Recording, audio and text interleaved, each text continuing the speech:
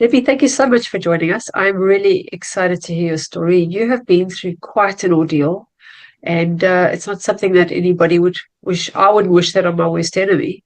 So I know that it's been quite tough for you, but I don't want to share. Normally, I just ask you to just share a little bit about what happened to you. I know it was in 2006. That's right. If you could just talk us through what happened, and you had a near-death experience as well. So I'd like to hear more about that as well. Actually, it was on my birthday of 2006, Oh, 5th December, oddly. And that was my 31st birthday, yes. And I was simply, going about my normal tasks. In my garage, I was doing just like a general cleaning thing. I literally, very literally did not know where these men appeared from.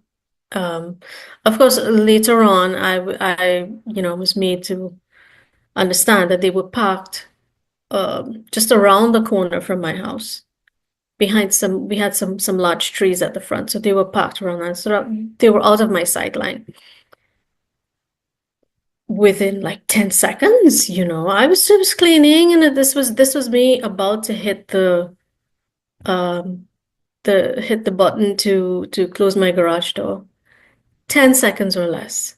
They were in there, one with a gun, one with a blade, um, threatening my life. And at that point in time, no one is ever prepared for that scenario unless you've been trained in some sort of you have some military background or whatever.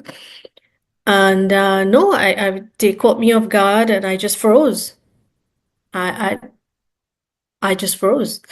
Um, I mean, within seconds, that this was the gun right here, and I didn't even know what was happening. I was on the phone with my mom, actually. We were trying to plan like a birthday lunch kind of thing, and before I knew what was happening, the gun was at my head, phone was removed, turned off, which my mother found like very strange. Um, Now, the odd thing was my husband and kids were at home maybe 5 minutes before they entered. And they decided, they were going to go out and get me stuff and whatever. And they were very young at the time, 6 and 8 years old. And I thank God that they were not there, because the scenario would have been very different. I'm very, I almost don't want to use the word vicious, but I can be quite vicious when it comes to protecting my children. So the ending would have been very, very different, if they were there. And I just prayed that they would not return while these men were in the house, So they took me upstairs, tied me up using electrical cords and wires and stuff, put me on my son's floor, and, ransacked, took everything that was valuable or that seemed valuable to them. And um, of course, I was told, okay, keep your mouth shut, and then we won't have to hurt you, right? And I was just praying literally that please let this just be a robbery. Take the whole house. I don't care. Take the cars, everything. Just leave me alone, right? Um, but I was not meant to be, because at that time, in the country I was born, which is Trinidad, in the Caribbean, kidnapping was on the rise. Kidnappings were on the rise, abductions, and as aware as I was of that, you can really only be so careful, because you never know who's looking and at what point in time they're looking. And after they, took everything out of the house, they wrapped me while I was tied. They wrapped me, rolled me into one of my drapes, and just literally threw me into the back seat of the car. And it was at that point I realized, okay, this is an abduction. which is an entirely different scenario. And um, of course, I kicked, I screamed, I begged, I tried the doors, I tried fighting, everything you can think of. I tried. But these men, I mean, they were both in excess of 6 feet. I'm barely 5 feet. And I was very, very petite at the time. And um, they were like, built and muscular and armed as well. What more could I have done? You know, and for every scream and every bit of fight that I put up, I was, cuffed or in the head or kicked or slammed and that's not even the verbal insults that went with it, and they sped off with me through this. Well, my neighborhood at the time was very, typical suburb type neighborhood, and they sped through and they took me to what was quite literally a hole in the ground. It was actually a dumping ground for a community, and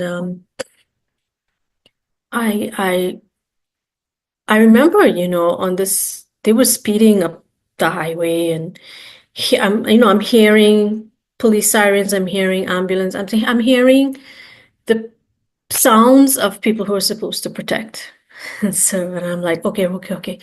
They're coming for me. Somebody knows, and that's the vehicle that's coming to save me, right? They just all went by, and it was like Natasha, I was like dead to the world.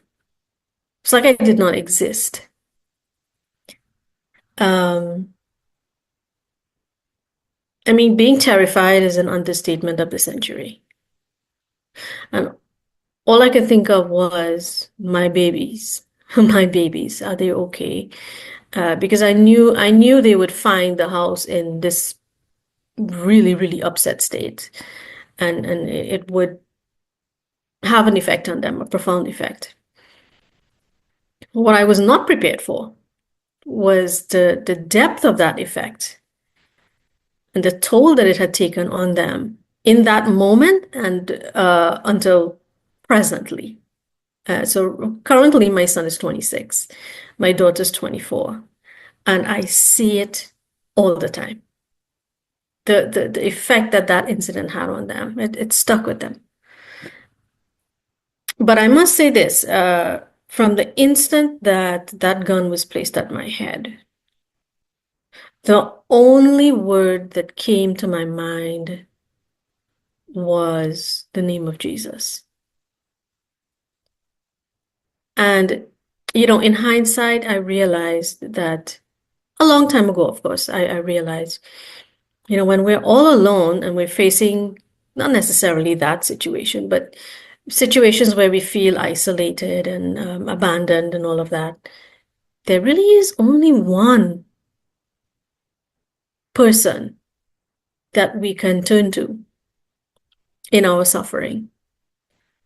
And instinctively, to me, it was just Jesus, because I knew he was always there all of my life. I've always been a simple, um, dedicated. I don't like to use the word Christian.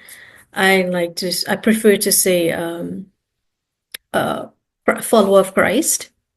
You know, but I grew up in a Christian church, a Presbyterian church. So for all intents and purposes, Christian. And I lived my life in a very conservative way. School related activities, uh, church related activities back home. So there was no partying, and there was none of that in my life. None of that interested me. Yeah, I loved my books, so my head was always buried in a book. So for something like this to happen to a person that conservative, really like a tremendous shock to my system. But I grew up always loving Christ, never really truly understanding why my love for him was so deep, but I did. And in that instant, I knew all that I had was him. In any event, when we got to that first stop, the dumping ground. I mean, there was trash in there. You could smell it, you could smell the trash. People would dump their old furniture and appliances and stuff like that. And of course, I did not realize that until I was thrown into the hole. I was dragged out, I was kicking and screaming and whatever I could. But of course, every retaliation, every sort of protest, I was met with kicks, and I mean kicks with steel-tipped boots, to my chest, to my stomach, my back, you name it, my head. Um, and some of those injuries never left me. My back, for example, I have to be very gentle with my back. Um, and they dragged me out of the car, beating me as along because I was protesting, and then they just flung me into the hole. And I mean that in a very literal sense. So, as far as I was concerned, I was being dragged out of a car. I had no idea I was going to be dropped in a hole. So, there was no bracing to protect my body or my head or anything like that. They just flung me in. So, I was very well banged up by the time I was at the bottom of the pit. My head, my back especially. Um, of course, there were cuts and bruises everywhere, because I remember in particular, there was something, it could have been maybe a tree stump or something of the sort, just grating against my back as I fell down. And when I landed, I remember hitting my head on something metallic, a metallic edge. If I bled or not, I'm really not too sure. The pain was there, but because it was raining, so I couldn't tell if it was rain or if it was blood or, what was happening. And was made to remain there in that hole for the rest of the day, which was my birthday, into the night. So they removed what do you call them, the tie straps, and replaced them with handcuffs. They took off the tie straps from my feet and they covered me with a garbage bag as protection from the rain. And if I sneezed, I was slapped or kicked. If I coughed, same sort of reaction. And then of course I cried. I was crying incessantly. I did not stop until maybe about 3 days. 3 days into this. It was like nonstop. And for those of you listening, I don't know if you've ever cried and there were no more tears, but you're crying, but there's nothing streaming down your face. It's like that level of weeping. And I stayed there. I needed to use the washroom, and it's like I had no clue. Like, how do I ask? Who do I ask? Like, and there was a particularly tall guy. He sat next to me on a log because I was made to sit on a tree log. And I said, well, I need to use the washroom. And he's, of course, snickering and laughing because it's like, there's no washroom here. And, you know, of course, pleasant language like that was not used. Right. And so I'm like, well, what do I do? And this is between my tears, and he says, just go. I'm like, what do you mean go? He says, just go, drop your pants and go. And growing up in such a conservative life, I married my first boyfriend, you know, and there I was just being humiliated to this ridiculous degree, I had no choice. I had to. And I did. And that kind of broke something in me, just having to do that. And, you can tell when somebody's staring at you, and I knew he was just staring at me. Then he sat next to me again and he started revealing all of the information he knew about me and my family, our routines, my kids, what school my kids attended, their ages, at what times they'd like to come out and play in the front yard, the times I'd take the trash out. He knew our every movement. He knew that we changed the lock on the back door. I mean, they had to have been like literally spying to know something as detailed as that. And I was just in shock. And then he said, "Yeah, you've seen me all the time." Would you? He said, "Yeah, yeah." He said, "Most mornings when you put the trash out, I'd be walking. He'd be walking along the street." And, when you live in such a tight neighborhood, everybody passes, you just kind of, hello, because you're just assuming everybody's from the area. And I said, "I've waved at you?" And he's like, "Yeah, almost every morning." I had no recollection of his voice, nothing.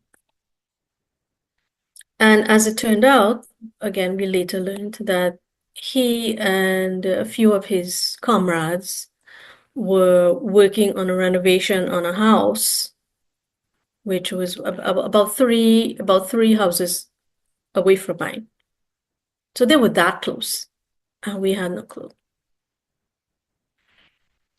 In any event, I continued with my crying and pleading to just let me go home. Nobody listened. And then he discovered it was my birthday, going through my wallet. And of course, there was the snickering and the laughing and all of that. He says, "Well, we'll get you a very nice birthday present for later today." I'm not even processing what this guy is saying to me. I'm thoroughly, thoroughly traumatized. And all I could think of was Jesus and my two babies. At nightfall, they dragged me out of the hole again, literally. So they dragged me on my back by my hands and pulled me up out of the hole. So everything that was on the edge, on the side of that pit was, just, causing my back even more damage and pain. And they took me up, untied my feet, and they said, "Okay, so we're gonna go for a walk now." And I was made to walk uphill. I have no clue because I'm still blindfolded.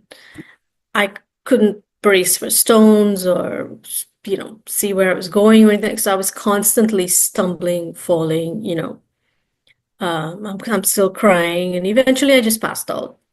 I fell this one time and I passed out.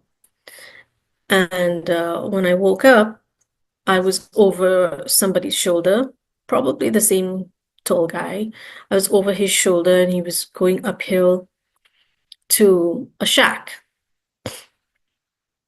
And that's where I spent the first night, in that shack. But when we got to the top, he dropped me on some sort of a concreted platform. And of course, when I say dropped again, everything is very literal, dropped. And, I banged my head, my body, everything. And I was instructed, bathe. I'm like, I'm not really processing. And then they start insulting me, kicking me around. I'm like, why do I need to bathe? And and they kept referring to me as Mrs. Ali. They never called me by my first name. I wondered at that though. And so there was this they just shoved this tub of water towards me. And I mean, I'm crouched down like this, because it was very cold. And somebody threw a hard hat into the tub and a bar of soap. And they said, "You need to clean yourself because there were scratches and cuts and bruises and stuff. And they needed to keep me alive for now. So to prevent any infections, you need to bathe." And I'm like, "No, no, no, no, no, I'm good. I'll wash my arms." And this is me trying to negotiate, the exposed areas. But I don't need to shower. I don't need a bath, and they would take no for an answer, right? They started ripping my clothes off, and that's when I said, okay, okay, okay, I'll, you know. And again, I felt like I lost something more of myself in having to do that. And I could just feel these two men just staring at me. And, stupidly, I'm like crouching in the tiniest ball that I could and trying to satisfy them by, washing those areas that were bruised and whatnot. And I'm doing this, and I felt like absolute garbage. And when I was done, they threw this. I won't even refer to it as a towel. It was just like some washed out piece of cloth or something. That was supposed to be my towel. And I wrapped it around me so tightly. Of course, it couldn't even go all the way around me. It was so small. I was trying to preserve some kind of dignity, but they made it impossible. And then they threw me inside of this room, and I was given somebody else's clothing to wear, handcuffed to a bed, and they left. Of course, when one of them returned, I realized that they had gone to begin negotiations for a ransom that they had demanded. Which, of course, we were a young couple, young children. We did not have anything of much value to offer them, let alone what they were demanding. And apparently, my husband told them, "Oh, hey, we don't have that kind of money. We just don't have it. If I did, believe me, you'd get it, you'd receive it right now. But I do not have it." They, however, took that to be an insult to their intelligence. Um, and so they thought he was lying, etc. And they were so angry. They were, and as this guy put it, he was stark raving mad that we did not have his money for him. Again, I was not really, processing everything. I knew that obviously there was some communication, but the depth of it, I did not know. But what I did know, what I was able to process was, I am going to die because we do not have money for a ransom. So we can't pay them a ransom. So why are they going to keep me alive? So I was preparing to die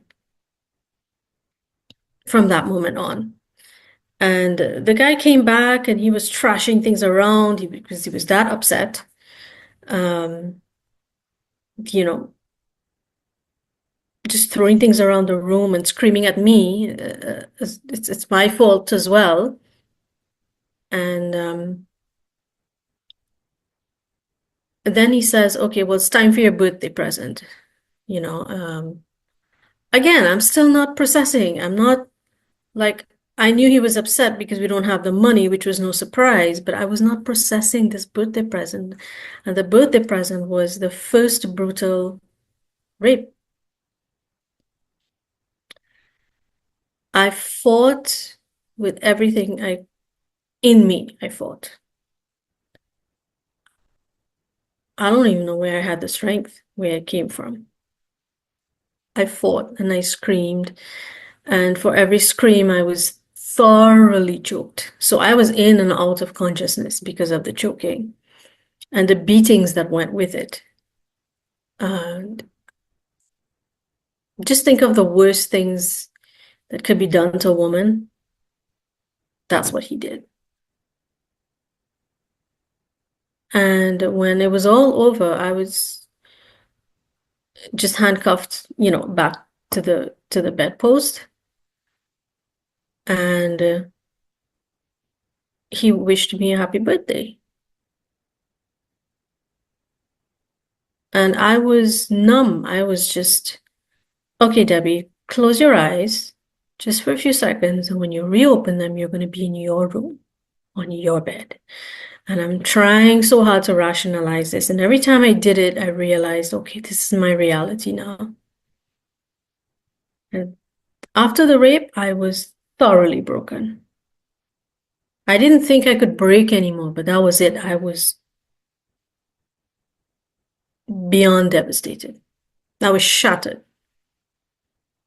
And you know what? Actually, it felt like I was looking at this happening to someone else. It could not have been Debbie. I grew up living a certain life, conservative, never, I didn't gossip, I didn't cheat, I didn't drink, I didn't smoke, I didn't even go partying, nothing. I lived my life for Christ, and therefore this is not happening to Debbie, right? So I lived in that delusion for a little while. And early into the following morning, a vehicle pulled up, and my blindfold was removed, and a black mask was pulled over my head. And that remained there for the duration. So essentially, I saw no light for 14 days and 14 nights. So when it was eventually removed, my hair, my scalp, my eyes, my ears, everything was infected. My skin, my entire body was infected, really, but really this upper area. And for a period of time, I couldn't see. Like nothing. I couldn't, I was just blank, black.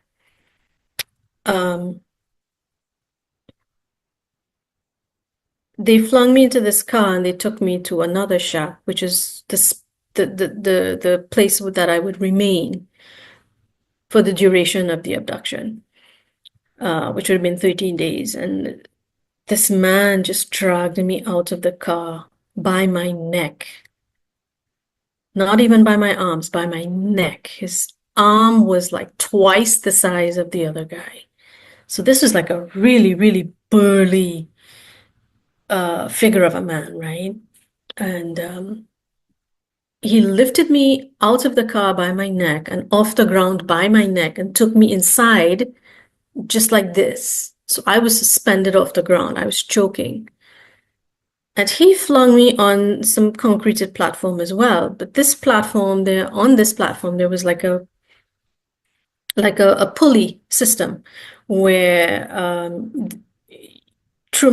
because of my handcuffs, he could suspend me from the air, like you see in the movies.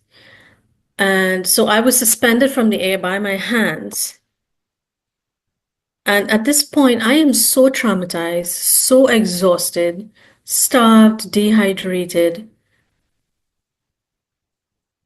My body was, broken.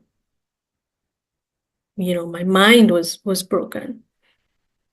And he, of course, tried to get information from me, okay, how much money does your husband work for? Where does the money go? Is he lying? How much do you have in, he's trying to get information from me. And I'm telling him the best that I could, which was essentially, we don't have anything to give you, right? And he, for whatever reason, he did not believe me.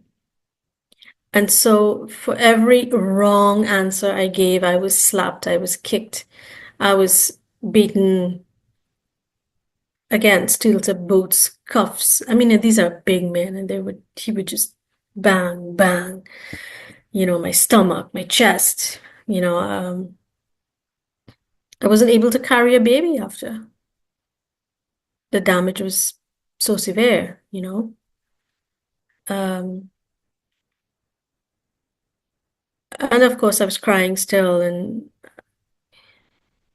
eventually I passed out while suspended. And when I was revived, I was on the ground, and he was like, splashing water in my face and whatever. And when he realized I was okay, he picked me up, took me into this room, a very tiny, unventilated room, which is where I spent the next 13 days, tied there. tie strap on my feet again, and blindfolded. He wrapped duct tape around the blindfold where my eyes were so that just to ensure I would not see him or anything. Two tiny holes for breathing and a little space for my mouth to consume water, food, which obviously I could not.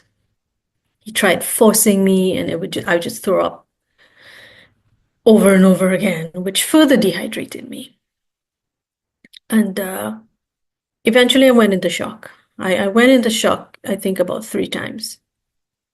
And every time I would be revived, it would just be this, I was in a really, really, really bad place. Um, and I made the horrific mistake that morning. I was shivering, I was cold, probably from trauma and the temperature. And he came into the room, this guy, and he says, "What's wrong with you?" And I just whispered, "I'm cold. That's all. I'm cold." And his response was, "Well, he'll get me warm." And I was assaulted again. And there was no fighting. I mean, I described him in my book as a beast in terms of, his size and how rough he was and like a beast. And there was nothing I could do. I fought in the midst of my trauma and numbness and everything else. I fought as hard as I could. And would you believe there are some people who did not believe that? I fought and I screamed and I was choked and I was beaten, just like nothing.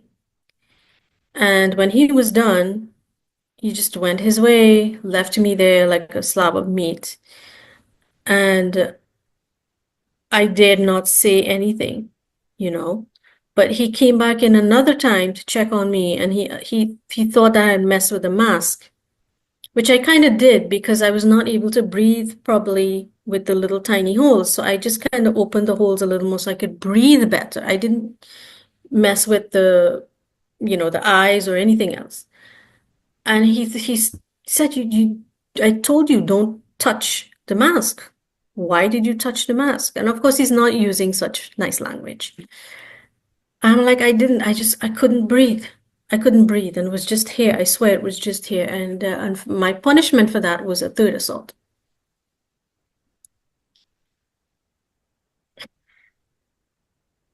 Again, I fought. But by then I was so drained.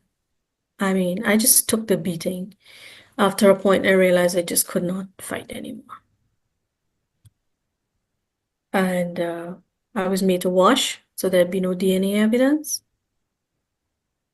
But I knew something had ruptured inside of me because I was bleeding profusely, and which was an inconvenience to him because he needed to do the cleanup.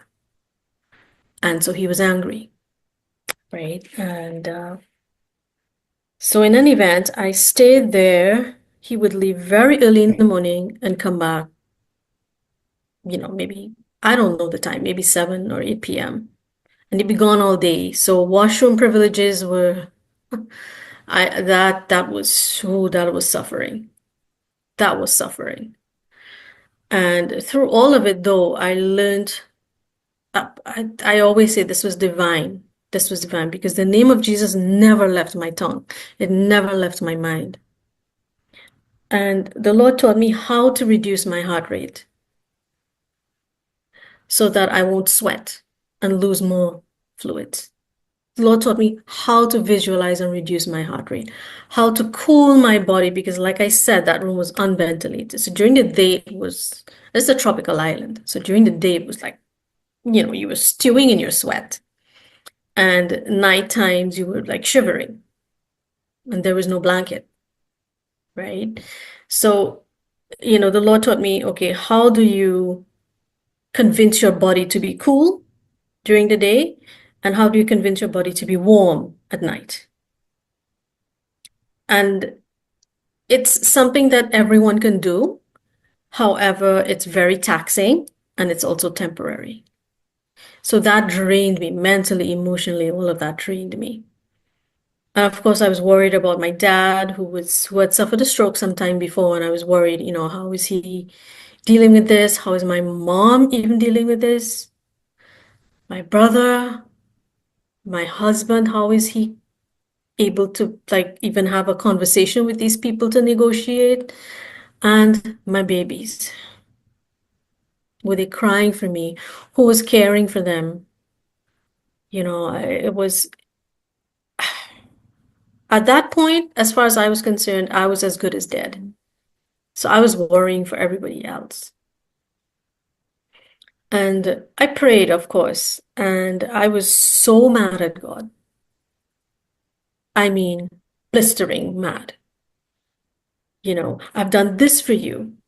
I've lived my life a certain way for you, Lord. I've loved you since I could remember myself as a child. I've helped people since I was a little girl. That was me. That had always been me, Debbie. And Lord, I got that from you. I learned that from you. And you know what? And I racked my brains, Natasha. I racked, okay, where did I go wrong? Was it the time I disobeyed my mom about this? Did I tell my dad something that was rude? And I'm picking my life apart to find what was the thing that I did or things that caused me to be in this position. And I'm not saying I was perfect, and by no means I was no angel, but to deserve this, I didn't do anything to deserve that. And of course, in hindsight, through meditation and building my relationship with the Lord, I realized it was not because I did anything or not do anything. It was simply allowed to happen. So I would be the one to bridge the gap for many women and give a voice to women who felt they did not have the freedom to speak about their suffering and their healing and what's next and how do I do this and how do I do that. And he placed me in a position where I could be that middleman, so to speak. At the time, though, I let him have it. Like this man was gone all day, so I would be shouting out, arguing with the Lord, and not cursing the Lord, arguing my point and why this and why that. And when I was done, when you're done with an argument, you're so exhausted, you have nothing left to say. You're just like, well, let me just sit here now because I can't think of anything else to say. That's when he started speaking to me. And even now, if I grow angry with the Lord for whatever reason, and I do, I have this Bible study thing that I do on a Thursday. And I always tell my folks that show up, my people, I said, I had a big argument with the Lord last night. Yeah, I let him have it. I let it rip, you know. But now he just tells me, okay, you're done. Are you ready to shut up and listen? That's the way Jesus is with me. That's the relationship we have. But at the time, I hadn't learned the lesson yet that I needed to stop with my own thoughts and stop the yapping and stop the complaining and just listen. So I was forced to listen. And as soon as I stopped, I won't say peace came over me, but I felt a bit unburdened. I said, okay, so if this guy comes in now with a gun or a blade and slits my throat or whatever, I know I've told you my piece, right? And I said, but Lord, you know what? I love you. I still love you, and I genuinely did. I still love you no matter what. I will not curse you and die. Like Job's friends were Job's wife encouraged him to. I will not curse you. You are my Lord and my Savior, and I love you no matter what. And if you decide that this is the best way for me to die, so be it. Because I am not in control of anything. I don't know what's happening with negotiations. I don't know who's in my house. I don't know where my babies are. I know nothing. You, on the other hand, know what's going on. So if you think this is best, fine. Just please let it be quick. That's all I ask. Just let it be quick, please. And I resigned. It was that point of surrender That's when the Lord stepped in and did the most amazing things. And that's something that people need to learn. Step aside. If we don't, if our ego is in the mix, he can't do anything. When I surrendered, this man came back, not that night, but the next morning. And he was a totally different person. He was gentle, soft-spoken, never even tried to assault me again. He brought painkillers for me. He was begging, okay, what do you feel like eating? Do you want a sandwich? Do you want KFC? Do you want, what do you want? And I'll get it for you. And I was flabbergasted. How could this beast of a person who treated me like trash suddenly be this humble, regular guy? And I knew it was the Lord. It could never have been me. And he started to treat me with such respect and such humility. I don't understand to this day. And as time went by and as the days went by, he started bringing home cooked meals for me. Not that I was able to eat, mind you, not that I was able to maybe take one bite or whatever and then probably throw up or what, because I'm in a state of utter trauma, right? But he was doing this for me. And different kinds of, okay, you don't want the orange juice, okay, I'll get the apple one or whatever. And he's like, and I'm like, but I knew it was the Lord, right? And then he realized that my feet were turning blue-black from the tie strap. My feet went numb after 1 or 2 days. And so he cut the tie strap and rubbed my feet so the circulation could get going again. He didn't have to do that. And as the days went by, he started spending a little bit more time with me, talking. And at first, my initial reaction was, okay, he's trying to keep me going because I'm no use to them if I'm dead. They can't exchange me for money if I'm dead, right? That was my first thought. But really, he wanted to know a lot about Jesus because he had heard me whispering prayers and talking to the Lord and all of that and praying for my parents and my husband and kids. And he heard. And he's like, who's this Jesus guy you keep, yapping about all the time? And I said, you don't know who's Jesus? He said, yeah, I heard of him, but I don't really know much. And in the back of my mind, I'm like, in this day and age, this man does not know anything about Jesus. And that's why I have beef with the church. I'm sorry, but I do. And I say it very openly. People go to church and the preachers preach to those who already know. Jesus did not come for that. Jesus was with the taxpayers, with the lepers, the people who were unwanted in society because they were the ones that needed saving. And that's when I started to realize, I started understanding that the Lord sent me, allowed me to be in this position so I could save this one soul. What that one soul meant to him, I will never know, but that's not for me to know. It's for me to obey. And I always say, none of this was ever me. A regular woman in that position would hate that man to her dying day for what he did. Would hate him, would detest him, would probably hate everybody else in the world, would come out of that situation violent and cynical about life and everything that goes with it. But see, it was not me, it was the Lord. And I started teaching him little by little about Jesus. And how can you love a man you can't see? How could you love a God that you can't see? And I said, because you don't need to see it. I feel him. How do you feel him? Well, when you belong to him, you feel him. You don't belong to him, so you may not feel him, but I'm teaching you. And then he starts asking, so do you think this Jesus of yours would forgive me? in a very sarcastic tone, I'm like, of course. And he starts laughing. It's like, why would he forgive me? Look at what I did to you. And then he starts telling me how many people he murdered over the years and in what way he did so, etc. And laughing and saying, right, Jesus is not going to forgive me for that, you know? I said, well, why don't you try asking him? And he's like, no, no. I said, listen, Jesus did not come here to condemn. He came to save.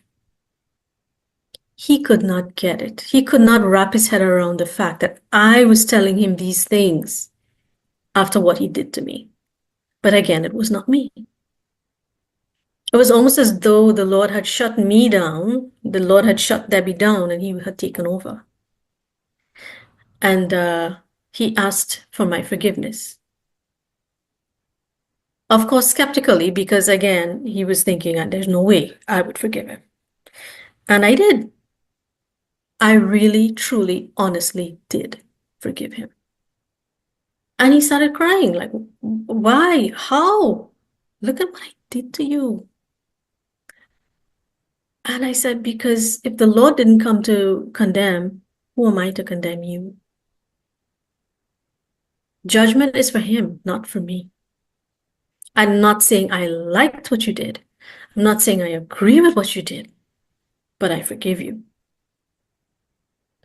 And he cried and he wept and he held my hands and he asked me if he can call me his friend because he had just then realized that all of these people in his life, were not his friends. They were gang members, they were whatever, but they were not friends because they never asked about him. They were never concerned about him. They never taught him anything. And I was the first person to do that for him. So he referred to me as his friend. And I said, yes, you can call me your friend. And he wept and begged and begged and begged for forgiveness, and I did. And he loosened the handcuffs and he said, I can't take off the mask, but because I don't want you to see me, I'm too ashamed.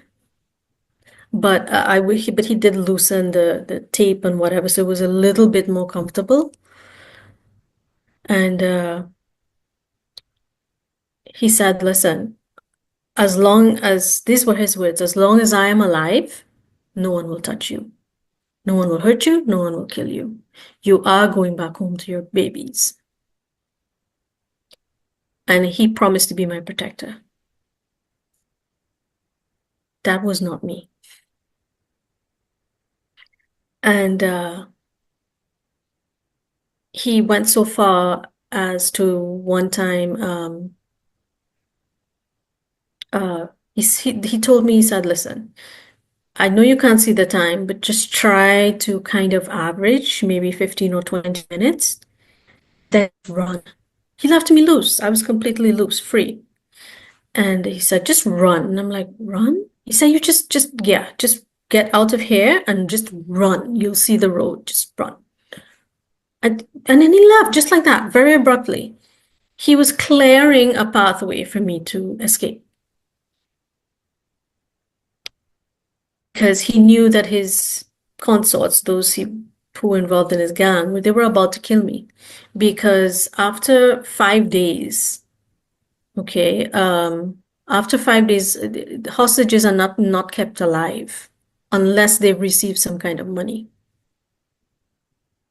After 5 days, the hostage is either killed, well, the hostage is killed. Full stop. Yeah. Little did I know that my file moved from anti-kidnapping to homicide. So they were on the hunt for Debbie Ali's body. And I sat on the bed and then I'm thinking, is this a trick? But he's been so different. Why would this be a trick? And as plain as daylight, I mean, as just the way I'm hearing you or you're hearing me, the Lord's voice was, Debbie, do not leave that bed.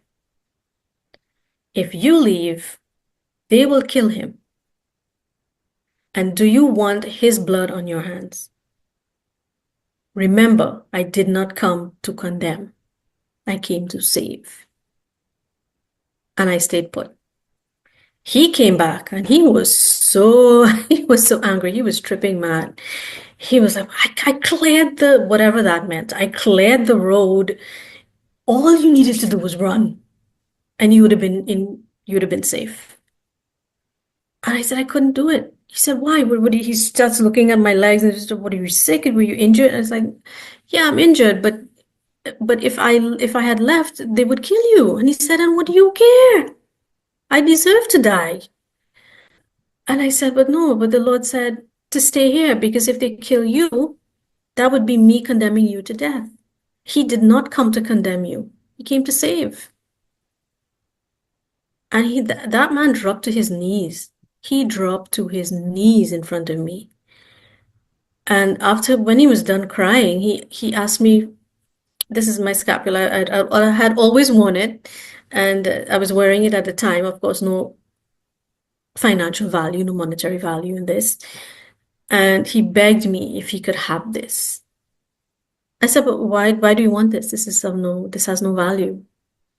And he says, because if I have it, I will remember you and I will remember my friend, and that Jesus could forgive me and there's time for me to change. And he refused to take it off of me. He insisted I remove it and put it in his hands, which I did. Again, that was not me.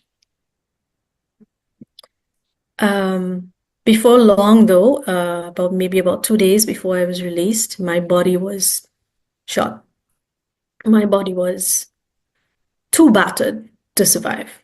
My mind as well. And he was gone for the day. Very early in the morning, I was just so tired. Not just physically, emotionally, mentally, in every which way you could be tired. I was exhausted. And I knew I couldn't keep up. And I felt like I was going into a slumber, I was dozing off. But really, I was dying. I didn't realize I was dying, but I was dying. And I drifted off into the sleep. And when I woke up, I was not in my body. I was above my body. And I'm looking down and, not for a second did I stop being me. I was still Debbie with the same kind of thoughts and way of thinking and memories, and everything is still there. Everything is still intact. But I was above me and I was looking, what am I doing there? How can I be here? How can I be there? And, like Debbie, I'm trying to rationalize and I'm thinking, but then it suddenly dawned on me, oh, I'm dead, right? Could I be dead? And then I go down and I saw the room, the contents of the room. I could draw it, it's so vivid. I saw me lying on my right side, the handcuffs, and I checked my chest. My chest was not moving. And I put my hand, there was no breath, there was no air. And then I was like, oh boy, I'm dead, you know? But there was no panic though. There was no pain. It was pure perfection. My body, my mind, my emotions, my spirit, everything was pure perfection. And I was light. We have no idea how horrible this human body is until we're not in it. This is like wearing 15 layers of clothing in sweltering heat and getting by in life like that every day. When you remove all of it, oh my gosh, it was so light, so free, so me. Unbelievably me. And before I could even think another thought, there was this unimaginable white light on my left. And of course, this is detailed in Bare Feet, my book. Bare Feet, by the way, it was part of the reason for the title was because I was abducted. When I was abducted, I was bare feet. And I spent that 14 days bare feet. And as I would learn in a couple of minutes, Jesus was also bare feet when he appeared to me. Um, and he just casually walked out of this light. And I mean, this is the most, it's not a light you would have seen anywhere on this earth. And I could look directly at it like that, and no need to squint or shield my eye, nothing. I looked directly at the light. And the light was emanating from him. And he walked out, and there was this immediate knowing that it was him. He was so enveloped in light that I couldn't distinguish like facial features or anything. Um, but I knew it was him. And there was no looking back at, the tiny room I was in. There was none of that. I just looked, I knew it was him, and I dropped to his feet. And I could have stayed there for all of eternity. I don't need a throne and a castle with golden streets and a big fat crown, and I don't need any of that, man. I was so good just looking at his toes. And I looked at his feet and the light that was emanating from his feet. And I was worshiping him in my heart and in my spirit. And I thought, oh, look at his sandals. They're so, and before I could say cute, I realized that they were not his sandals. I was looking at the light around his toes. He was bare feet. And his big toe was sufficient for me. And oh my God, I reveled in that peace and that bliss and that comfort in knowing that I was in the best place ever. I mean, I would trade everything just to go back to that toe, like right now. And he picked me up. He said, Debbie, it's okay. It's all over now. Everything's going to be okay. I have you. And he cradled me as an adult. He cradled me like this, just like a baby. I said, you can rest now. Man, those were the best words I could have ever heard. I could rest now. And I snuggled, just like a newborn baby would snuggle on the mom. I snuggled on his chest and I found just the right spot and I fell asleep. Sweetest, best sleep I could ever have dreamt of. Not that I was tired. It's not that I was tired or exhausted or anything, because I felt perfect in body, right? But I slept. And when I woke up, we were on this beach in heaven. And I love beaches. I mean, I grew up in the tropics, but I did something about the ocean that I just really, really resonates with me. And I was over his shoulder like this, like a toddler. I'm looking behind and wonder. You swear I'd never seen a beach before. And it's like a kid in Disneyland for the first time. I was in awe of everything. I looked around, it was like nothing I'd ever seen. But the first thing I noticed was, oh, Jesus has me, and I know I'm safe and I'm comfy and all of that. But why is he not leaving any footprints when he's walking? And all communication was telepathic. It's not that I was not able to speak out loud, but there was just no need to. So I thought it and he responded, and likewise, and vice versa. So he realized and was like, well, there are no footprints because you're not supposed to be back. Supposed to go back. And Natasha, I tried to be sad. I really, really tried, consciously tried to feel grief that I would not see my kids again or my parents. I could not. It's impossible to feel grief or sadness or weariness or anything that weighs us down on this earth. It's impossible to feel that in Jesus' presence. It's an impossibility. So to me, it was just a thought, oh, okay, I won't see them again. Like, just like that, And then he put me down on the sand and oh my gosh, You'd swear I'd never been in sand before. I grew up on an island and I'm squiggling my toes and, squishing the sand. And the odd thing about the sand was the color.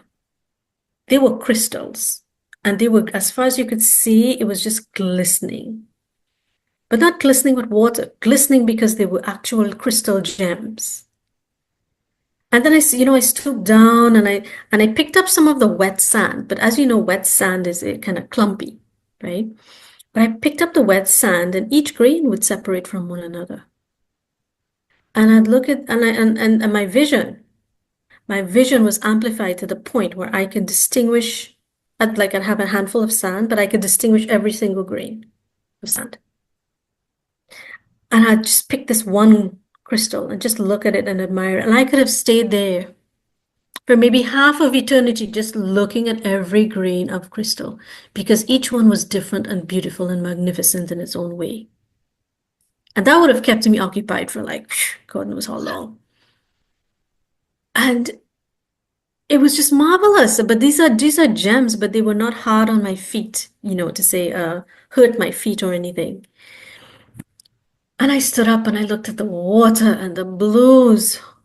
I've never seen it. And believe me, I've been on shades of blue on this earth. They simply do not exist here. The blues and the greens and the horizon was a dead straight line, then I noticed I could see the life under the ocean. I could see all of the different types of fish, the different colors, where they were moving, if they were going behind a rock or playing or whatever. And I could see down to their skeletons, all of the fish, all of the aquatic life. I could see it like that from close to way off into the distance. I could see all of it. And I marveled, I was just in awe. And of course, Jesus was just laughing. He was just kind of giggling because it was like he was experiencing it for the first time through me. He took such a delight in my admiration of all of this beauty. And I wondered at it. And he said, because you're perfect. You're perfect. And as we walked a little bit, I realized that as we walked a few steps, the ripples in the water would stop. So if he walked 2 steps, wherever he stood, the water would stop in a dead straight line, just like the horizon. The fish would stop its movement. Not even its fins would move. And then as he walked again, then the movement would continue behind him. And I marveled, and his response to me was, everything must stand still in my presence. And I was, wow. It was just so unreal. And it was like every fish had its own personality.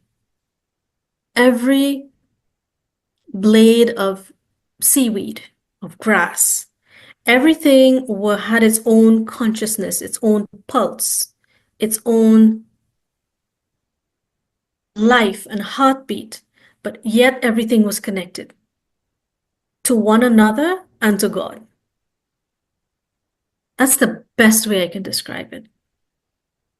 And I looked up and I said, is that a sky? Or, what am I, because there were no clouds or not anything like that, no sun, no cloud. So I'm like, is that a sky or what am I looking at? And then Jesus says, of course, telepathically, he said, there's no need for a sky. There's no limit. There's nothing that encloses you here. You're free to come and go as you please, to explore as much as you want. There is no limit. So there is no sky. There are no clouds because we don't need rain. We don't need clouds for shelter. We don't need clouds for rain or shade or anything like that. God is the one who sustains everything. The light of God. So I said, oh, is that why there's no sun? Stupid little me, you're trying to wrap my head around all of this magnificence. And he's like, no, we don't need the sun. The light that you see around you is the light of God. that encompasses everything. And that breeze, that cool little breeze that you're feeling, that's the breath of God, which gives everything life and brings everything together in Him to sustain itself. And then I started looking around at the trees and the rocks and so on that you'd find on a beach. And I realized that there were no shadows. Under the leaf, there was no shadow. On the sides of the rocks, everything was just engulfed in light. No shadows. Nowhere, no how, no shadows. We did not even have a shadow being cast on the beach. And it's because God is in every single thing. So there can be no shadow. And we walked and I was just, I was, right? But then this one thought entered my mind. I hope my kids are okay. Because I didn't want to leave, right? I mean, who wants to leave that? And Jesus's response to me was, he stopped walking and he looked at me and he said, Debbie, do you not trust me to take care of your kids? Do you not think that I would love them more than you? And I really had to stop and think. Because as mothers, we think, oh, there's no one who loves our babies more than we do, but he does. And I truly, truly let them go. I said, yes, Lord. There's no one else I would entrust them to but you. I trust you. And I released them. Emotionally, mentally, I released my kids. It was when I released them that God gave them back. It's the same thing in everyday life. When we release things, then he gives it to us. We have to show him that we're willing to let go of things that are of value to us here. Then he multiplies it and gives it back. And at the end of the beach, and I felt no sadness. There was no sadness in that or grief. No, no, no. It cannot exist in the presence of Christ. A more brilliant white light appeared in front of me. But this time, and I could look at it the same way without squinting or anything, and there was a voice that emanated from it. And the voice said, this was the voice of God, and he said, child, why do you want to go back to your children? And I said, Lord, I love them. I would like to see them grow up. I was being honest. And, but again, with no grief attached to it. It was just a statement. I said, okay, I'll let you go back. But this is what you have to do for me. And the very first thing he puts in front of my face is this book called Bare Feet. I saw the cover, the design, the colors used on it, the font style, to the smallest detail, I saw it. And he said, this is what you will write, and don't worry about having the strength to do it, because that was the single most difficult thing I've ever done in my life. I will give you the strength and I will make the way.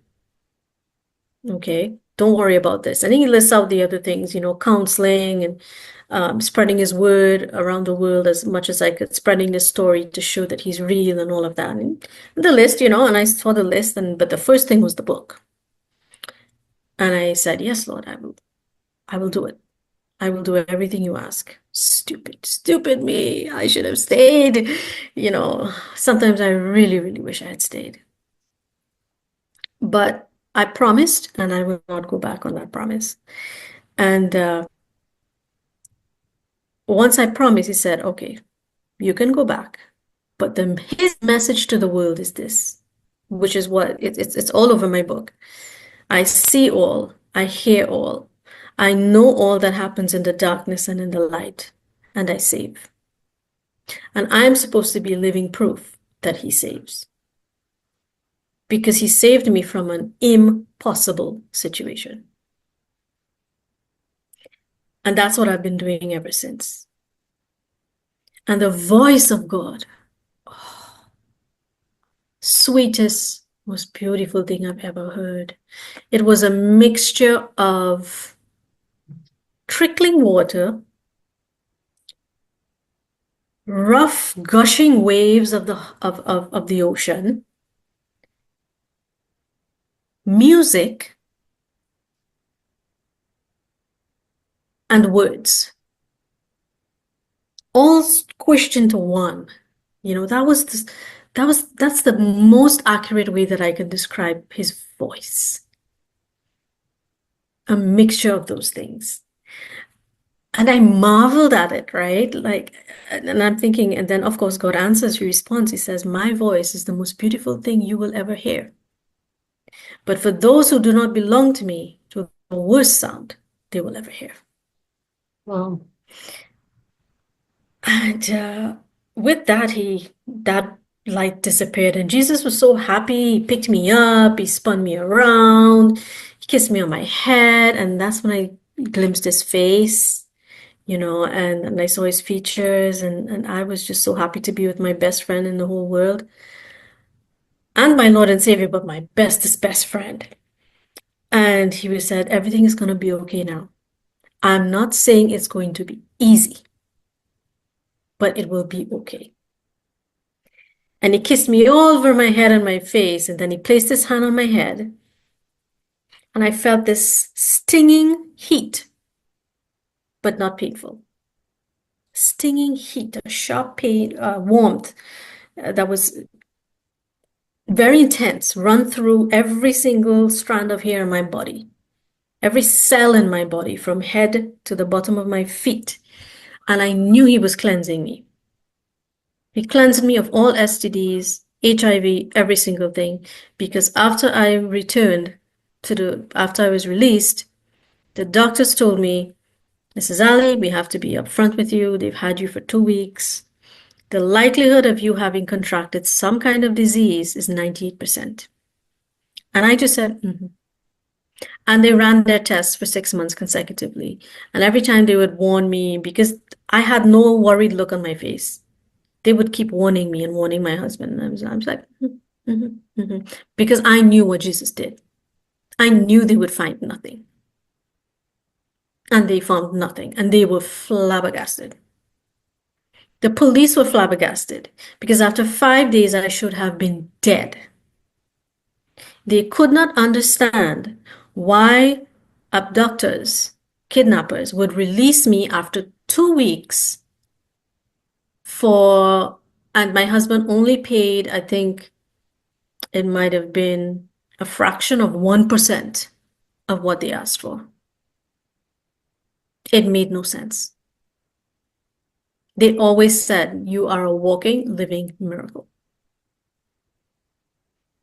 But in any event, Jesus walked back with me along the beach, the same path we came, but I could not look back. I tried to look back, and I could not look back. We walked in the direction from which we came, and we got to a certain point. I saw the saints. There was Abraham, Moses, Isaac, Jacob, Isaiah, and Mother Mary. Everybody's heads were bowed in prayer, all clothed in white, glistening white. And only Mother Mary raised her head. And she was so beautiful, like indescribably beautiful. Not physically, her energy, her spirit, everything was soft and warm and motherly, but with a strength like you would not believe. And she looked at me and smiled, and she said, my message to the world is, God always answers a prayer of a mother. And instantly I knew what she meant. The Lord granted me the desire as a mother to be with my children.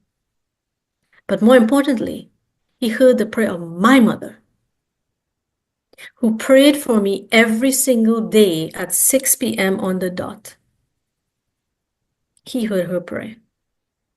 He saw her faith, and he brought me back to her.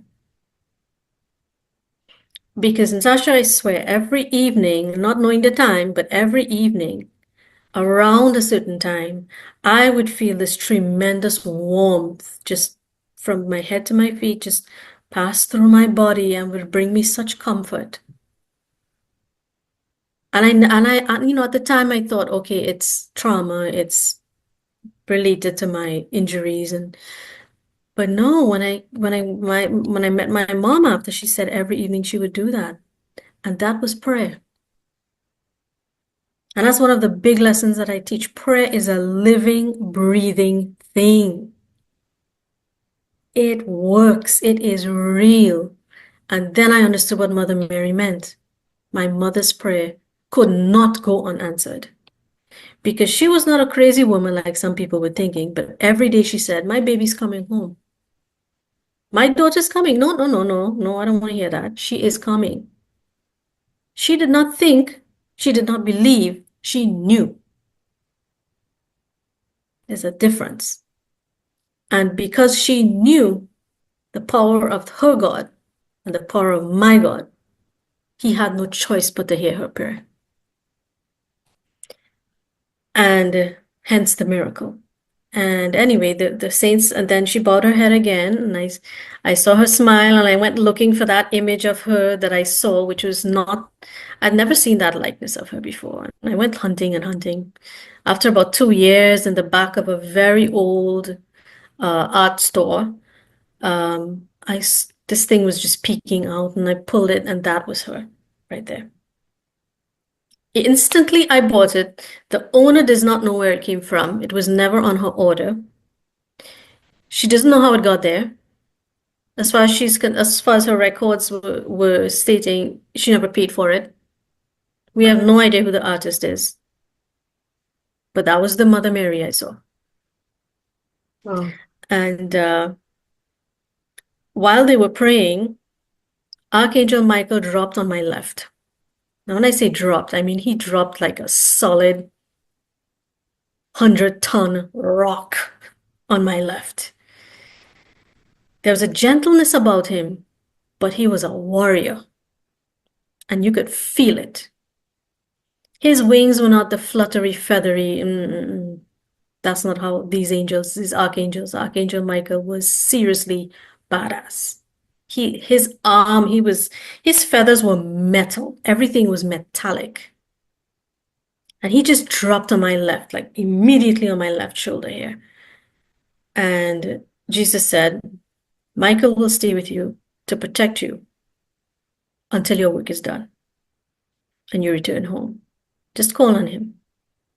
And then there was another drop, almost as heavy on my right here. I said, that was Angel Gabriel. I just kind of knew. I didn't even need to look at them. I just knew it was Gabriel. I said, Gabriel will stay with you. Call on him whenever you need wisdom and guidance and understanding, and he will respond. Gabriel had a different aura. Michael is one of my buddies. I feel like we have kindred warrior spirits. Michael is one of my buddies. And I don't worship them, but I consider them friends.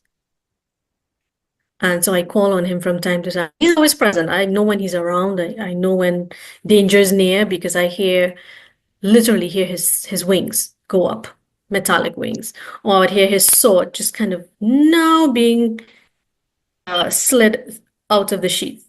That slide, that slick sound, and I know he's around. And with that, I started to grow tired. And Jesus blessed me, and I curled up in a fetal position. And I was returning to my body. And I remember my journey to my body. Unreal. Free to move between planets, different universes, different timelines, different time and space, and the space in between the space. I don't know how else to describe it. I could have done that for as long as I wanted to. It was so exhilarating. And then all of a sudden I'm sucked into this thing. I get sucked back in, and then I go like it's my first breath. And it was so painful. It was so painful, Zasha. It was like, oh my God, I really have to be back in this, you know.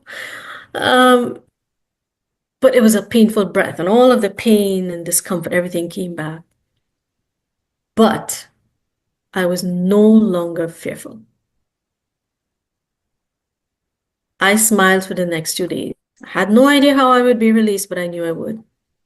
2 days later, they accepted this ridiculous amount of money and set me free. And maybe 2 or 3 days after I was released, I started speaking. Nobody could understand how. It's the Lord. And I've been doing that ever since, spreading his word through my story.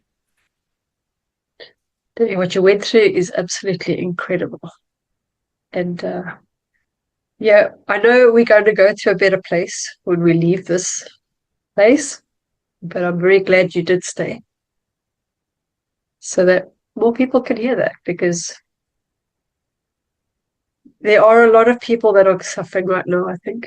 And in all ways, everybody's got different, nothing like what you've been through. But I mean, as you say, we're not given more than we can handle. There's a reason why you were chosen to do that. And I do believe it is your faith. I'm not saying your faith caused it. I'm saying your faith is what helps people realize there's something bigger. Yeah. And I've been through some amazing incidents since my release. It would just blow your mind, but time doesn't allow. But the Lord has saved me, quite literally, body and Yeah. soul. And so what I try to do is I try to teach people some of the ways they can handle their trauma, in whatever form that trauma takes, and PTSD and depression and suicide. And because I've been through, the Lord put me through all of that. And had I not experienced all of those lows, I would not have been able to relate to anyone on a Yeah. personal level, Well, I unfortunately. think what I take from this is that actually it's the letting go. It's when you get your ego out the way that you can finally stop and say, okay, I'm ready to listen. I don't have to be in control. I can allow myself to be guided. I don't have to do it all myself. I'm not alone. That's right. That's right. That's where we, as Christians and as Christ believers, that's where we go wrong more often than not. We think we have the answer, or a spouse, or someone else. We ask for advice, and they don't have the answer. Lean not on your own understanding. Nope, Yeah. nope. We need to put that aside. How was your relationship affected by that afterwards with your husband and your You mean my, children? okay. Well, with my husband, I don't talk very much about my marriage because that has gone to shambles. It was on its way to shambles anyway, but I think that was like the straw that broke the camel's back. Um, I was blamed for it by him. I was blamed for being abducted. I was blamed for being raped. Um, I was blamed for everything that happened, for the trauma that it caused everyone. And I actually believed that guilt and lived with that guilt for a number of years until the Lord gave me a vision, after maybe what, 5 years or so, 6 years. The Lord, he gave me this vision, and I came to understand certain things that allowed me to release that and not let it be a burden anymore. But my children, it has taken a profound effect on them. And I admire them as two young people growing up in this world, having gone through all of that. My son was 8, and he was strong. He was as strong as he could have been at 8 for his little sister, who was 6. And my daughter, she apparently thought I was playing hide and seek, but couldn't understand why mommy would make such a mess, And she went looking into drain pipes and behind the trees, but mommy doesn't usually hide here, but I'll go check. And she was looking, she didn't fully understand what was happening. But she knew I was missing, and that was not good. And so she cried all the time, and my brother her brother, my son, he stuck with her. And many years after he had written an essay for high school, and I reviewed his work, his writing, and whatever, and he refused to let me read that. That was the one thing he refused to let me read, and I was always wondered why. And one day I was cleaning his room and it dropped out of his book, and I read it, and it's because it was about that issue. And I remember this line that broke my heart, and he said, in that instant, the instant that he was told that I was abducted, he said, I became a man.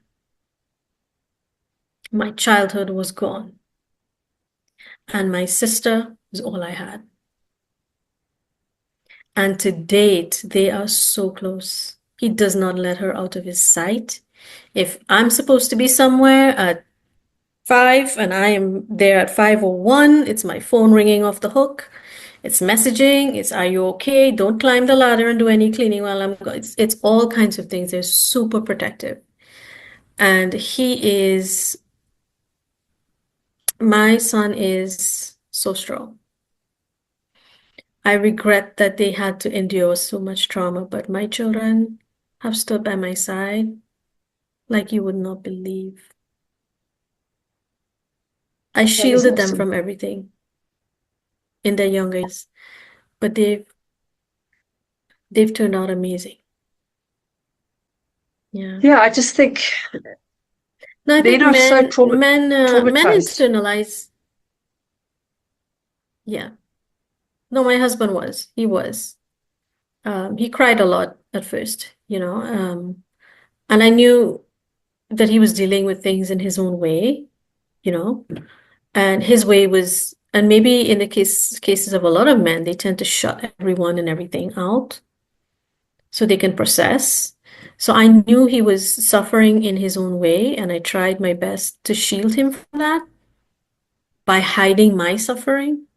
In fact, I hid my suffering from everyone, my children, my husband, my parents, my brother, my friends. I hid it from everyone to protect them. Um, but it didn't do me any good. That might have been a mistake, but it was what I thought was best at the time, Yeah. you know. Well, I mean, how do you deal with such a thing? It's not something that people can reconcile with or explain or help because no one's really been in a situation like that where they to be able to understand where you're coming from is really difficult. And I think the secondary trauma response is not having a safe Yeah. space to recover from the initial trauma. What has been your biggest challenge returning to your normal life now?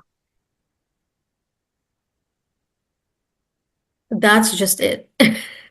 That was my biggest challenge, just trying to fit back into what is a normal life, having had that experience. I never felt, even as a child growing up, I never felt like I belonged here. But having been to heaven and having been with the Lord, and I feel even more displaced. So like dealing with society and petty issues and so on in the work, all those kinds of things. I feel like I simply cannot deal with it. I don't want to. I stay away, Yeah. from those kinds of silly things, as I refer to them now. I don't look at a job and money and life and material things the same way at all. Everything's different. You view life differently. So Yeah. I feel like I tend to isolate myself as much as I can. It makes Um, sense. I don't fit in Yeah. anymore, you know? Yeah, yeah. I don't. You That's mentioned one that of you're my biggest feeling things. unsafe. You mentioned that you're feeling unsafe after your stories become more public. Are there specific people targeting you? Is it maybe the gang that kidnapped you, or is it part of a bigger thing? Do you think? No. Well, the kidnapping it was actually an industry because you've got different roles and titles for the different individuals who do different things. Like the keeper, the guy who was with me for 13 days, his title was the keeper. So everyone had a title and a job and like a payment that suited that job. So it was like a big industry. Um, But to say after the fact, anyone coming after me, no. But at the same time, no one was caught. And with regard to my incident, no one was, apprehended by the police. In fact, we were told that the police were actually involved. Yeah. That's a whole other can of worms. But that's the nature of it. That's the nature of it. If your abductors were listening right now, what would you say to them? I would say to them, be careful what you do going forward. Because justice might not be served on earth, but in the afterlife, you can be sure that the Lord will bring justice to those who have wronged his people. You do not wrong an innocent person, whether it's me or some random stranger on the other side of the earth who has lived life a certain way. You simply do not mess with those that the Lord has chosen to be his own. There are going to be repercussions. And it's not for me to say, it's not for me to seek vengeance, because vengeance is his. End of story. That's all I I would say to them. absolutely, I agree with that. Debbie, where can people get hold of your book? It's on Amazon. It's Bare Feet by Debbie Alley. Or you can get way more information on myself, my counseling, access to my books as well. And that's debbiealley.com. In fact, I'll send you my handles and all of that after. But the easiest way would be debbiealley.com. Yeah, You get access to everything there. lovely. I'll Books, post those links. counseling, blogs, newsletters. Yeah, everything's there. Yeah. Yeah. I really am very grateful that you're sharing your story, and I think a lot of people will benefit from it. Just one last thing before we go. Do you have a message for our viewers? Oh yeah. Don't ever think that you are alone. Whether you do good, bad, or indifferent, don't ever feel that you are alone. The Lord sees all, He hears all. He knows all that happens in the darkness and in the light, and He saves. He does save. Just put yourself aside, put everyone else aside, and watch Him work. That's it.